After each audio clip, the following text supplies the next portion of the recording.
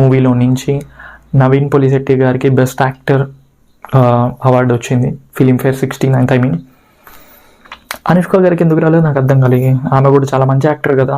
But Naveen గారిని ఎందుకు select చేసుకున్నారు అనేది మనకి తెలియదు. మీరు ఎవరైనా ఫ్యాన్స్ ఉన్నారా? అనుష్క ఫ్యాన్స్ ఉంటే మాత్రం డెఫినెట్గా కామెంట్ చేయండి.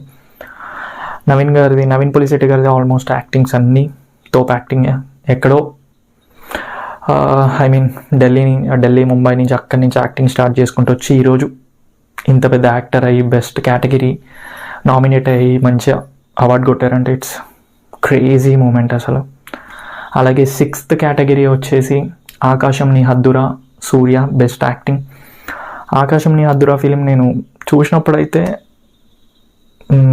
సాంగ్ అండ్ ఆకాశం నీ హద్దురా మూవీ అయితే నెవర్ గివ్ అప్.